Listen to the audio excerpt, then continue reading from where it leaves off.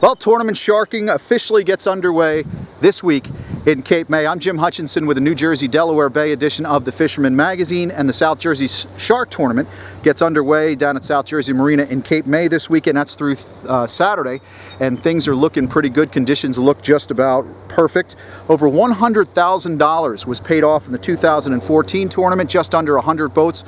The organizers are hoping to get more than 100 boats. By the time you read this, people are already off on the shark grounds, and it should be a healthy weekend at the scales. Last year, the heaviest thresher went 654 pounds. That's a pretty big thresher shark. That was for the Dumb and Dumber. Just this past week, Lewes Harbour Marina weighed in a 509-pound whiptail. That was caught at the DB Buoy.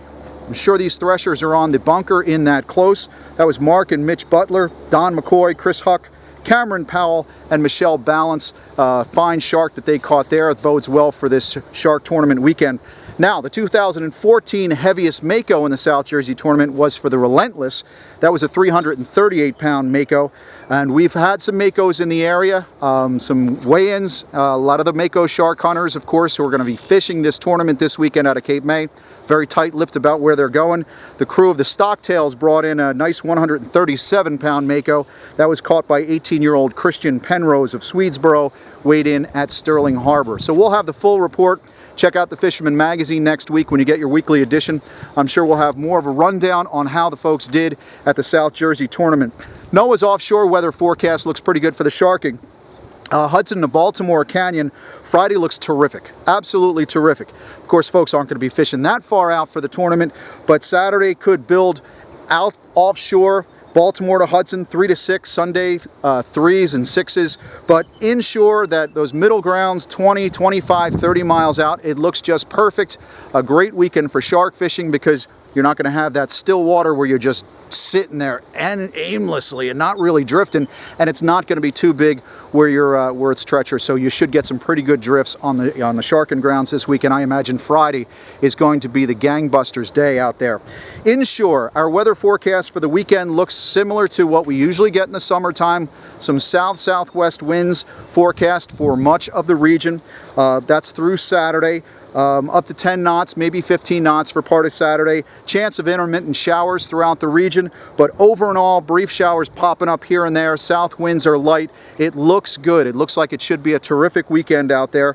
The tide at Cape May Harbor, Friday's high tide comes at 4:32 a.m., Saturday 5:34, Sunday 6:33 a.m. So what does that mean with that tide? Well, you've got some good early morning outgoing tidal water. If you're going to be out looking for the summer flounder this weekend, get out there early, should be perfect. Dreamboat, we have a Dreamboat entry, New Jersey subscriber on the top of the Dreamboat leaderboard in the fluke division. Congratulations, Gary Reed, 13-pounder at the TC buoy on the Raritan just recently. That was in at the end of May. Congratulations, Gary. That's a great fish. Look, there's a little symbol on the Fisherman screen. You see it up at the top. When you're checking out those tidal conditions and the weather conditions, check with the Fisherman's website. We have a very unique feature there. Click on it. You can check when that outgoing tidal water is going to be and what the weather conditions are. Congratulations, young Brody Rawa. He was out on some of the outgoing water. Actually, young Brody, look at this kid, 3.03 pounds. He won the RFA Bass River Classic, the Youth Angler Award for a 3.03 pound fluke. He was out there early morning, fished through both tides all the way into the afternoon, still just bright-eyed, bushy-tailed, and ready to go. Congratulations, Brody. He was on the King Cobra. King Cobra took second place overall in the Bass River Classic this past weekend. We went into the weekend thinking that we were going to look at some snotty weather, a lot of wind, some rain. We had the rain on Friday. Didn't stop Katie Barron from getting out behind Brigantine. She caught a nice fluke. Congratulations, Katie, for that nice fish. The rain, of course, we needed it. Especially when you get up to northwest Jersey, needed that in the vegetation, and of course some of the streams and lakes up there, the reservoirs.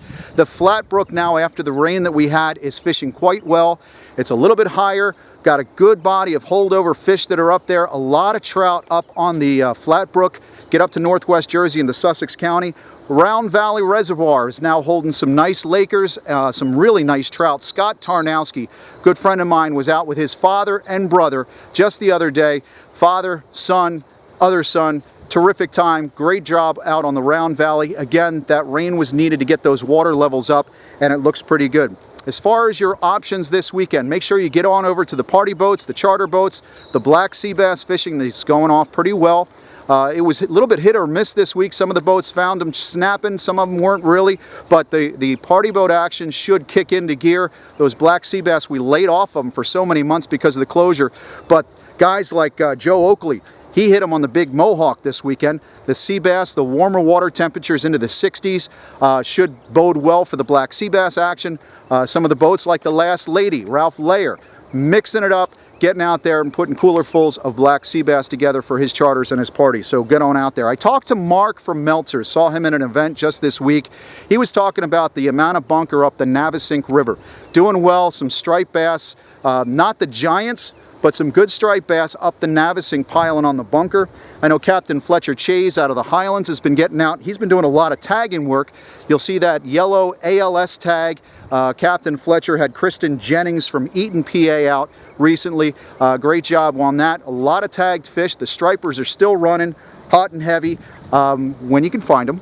The weather, the blow, the water temperatures have mixed things up, but there's still some good sized fish, especially in the northern part of the state. They've been doing well. Going back to the southern part of the state, the weak fish run has been really pretty good this year with some good sized trophy fish.